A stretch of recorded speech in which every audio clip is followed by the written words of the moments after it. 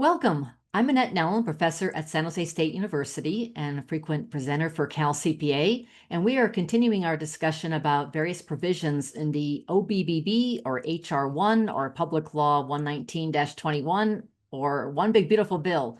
I'm very pleased that we're joined by Blake Christian, who is very knowledgeable on many areas of the law, including a very special area that I think sometimes gets overlooked, but there are certainly some good tax planning opportunities here, and that's on opportunity zones.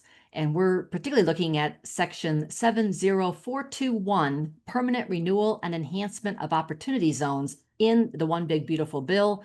And we will refer to these opportunity zones often as OZ, and it is provided under code section 1400Z1. Well, Blake, let's start off with, could you introduce yourself, please? So I've been a practicing CPA for about 45 years. I'm a tax partner with HCVT. We're based in West Los Angeles. I work out of the Salt Lake City and Park City offices primarily, and still some in Long Beach. All right.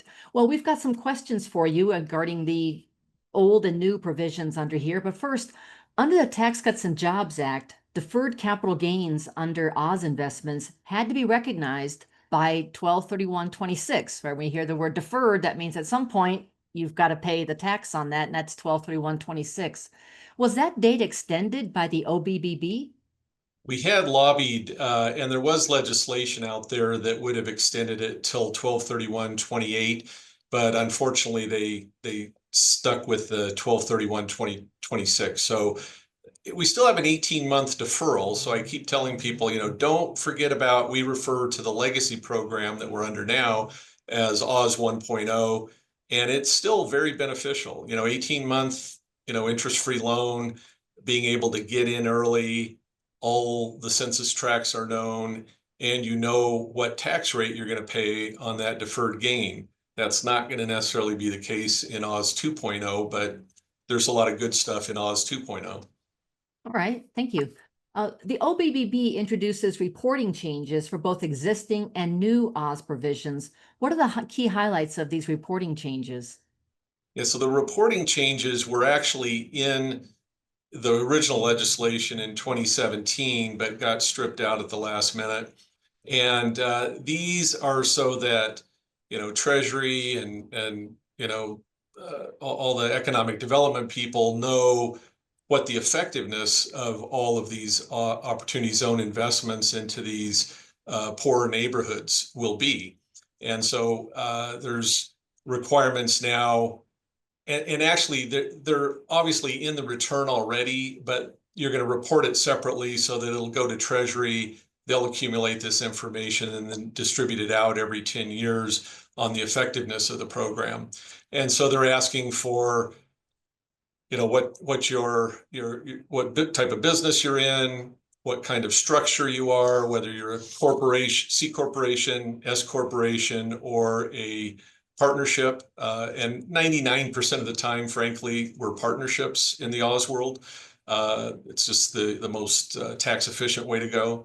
And then they also kind of downstream, they require more information on who the investors are. Just some of the profile on them. And then also they want to know how many full-time equivalents you have. If you're doing a multifamily, how many rental units you have, et cetera. So it's quite detailed, but people working in this space applaud it because we're going to know better how the program is impacting these poor neighborhoods in 10 years. Now, what are three main differences in how the future Oz investments will work as changed by the OBBB compared to the original Taxes and Jobs Act framework we've had for several years? Right. So most noteworthy is we're going to have a new set of Oz census tracts. Right now we have over 8,700 census tracts throughout the country. Every state has them. Not every state adopted the program, California being one prime example, but you can still invest on the federal side into California Oz census tracts. What is coming in Oz 2.0 is that they're going to have a little different criteria, a little stricter on, basically how poor people have to be in that neighborhood, et cetera. And so we're expecting probably under 7,000 census tracts. So it'll kind of squeeze the number of areas that you can invest in. But you're going to also see some repeating census tracts from Oz 1.0 to 2.0. Interestingly, you're going to have a period of time between the end of 2026 through 2028 where you're going to have both Oz 1.0 and 2.0 in effect. And you can finish up Oz 1.0 projects with Oz 2.0 money. Oz 2.0 money will be designated as such by investing after January 1st, 2027, or January 1st, 2027 or later will be a good Oz investment. And you will be able to invest in Oz 1.0 as late as September of 2027. You can put new equity into it if you had a K1 gain in 2026. The 180-day reinvestment period starts on March 15th of the following year. There's some strange rules, but they're mainly very taxpayer friendly. It's a very, very flexible program. Now, can you provide an overview of the new rural Oz provisions and how this program might be used?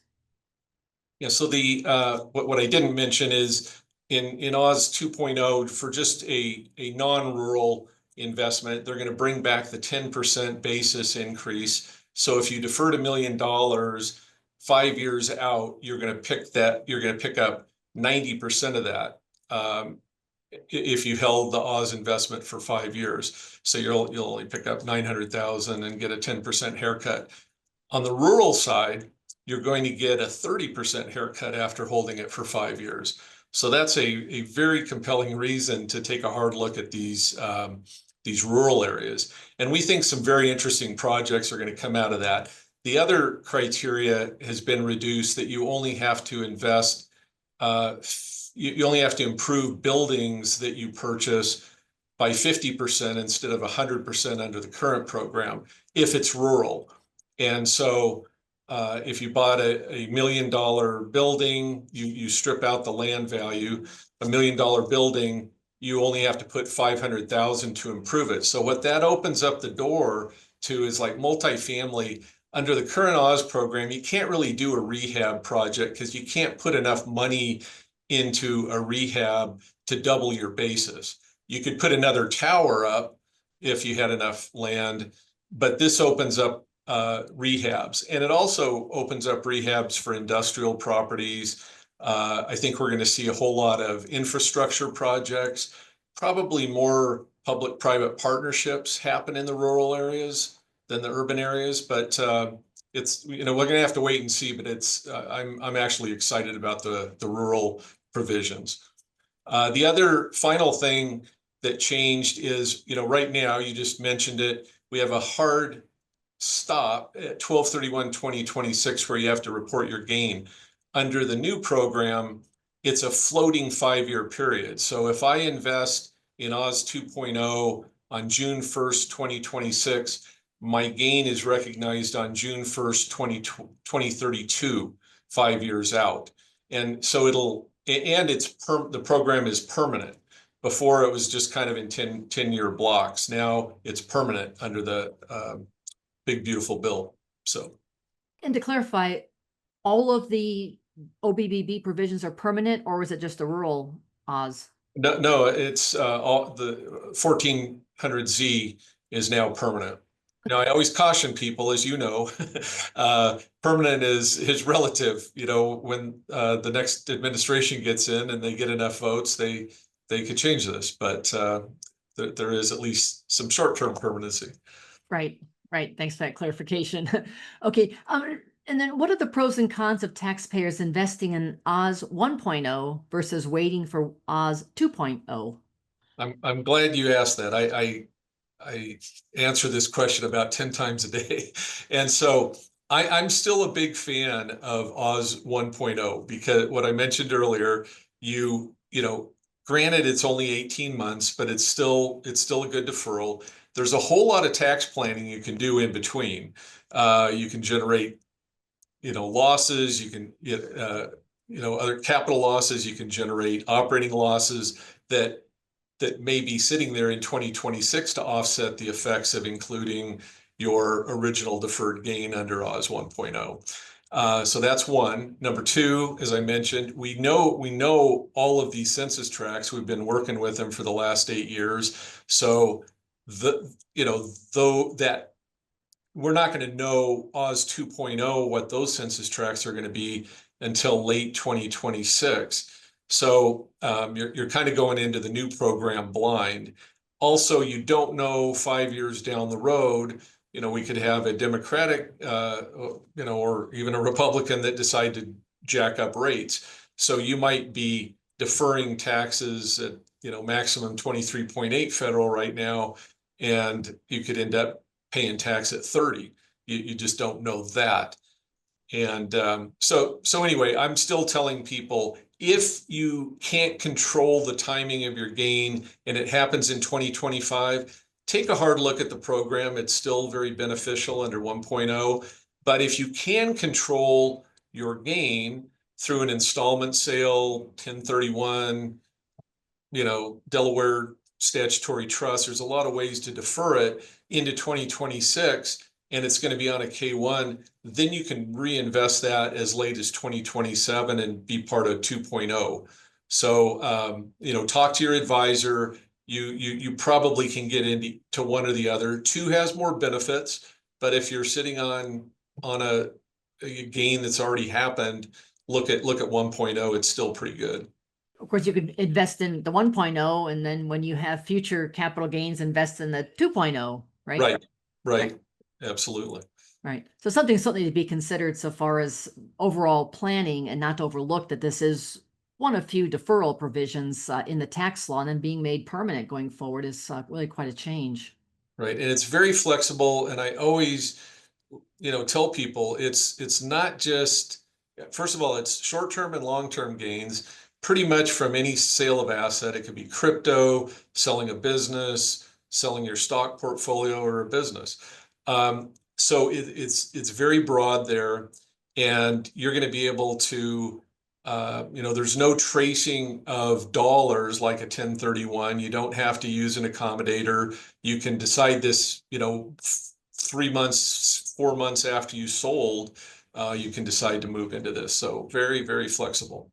And you can invest in both real estate projects as well as operating businesses. Well, Blake, thank you very much. It's been very insightful to understand both the current Oz program and the one that's going to be launching soon. And again, everybody, be thinking about this in your overall plans. And this was from section 70421 under section 1400Z-1. So this continues our series, Cal CPA series, in the OBBB Brain Food Bites, and look forward to others in the series. Thank you very much. Thank you, Professor. Great seeing you again.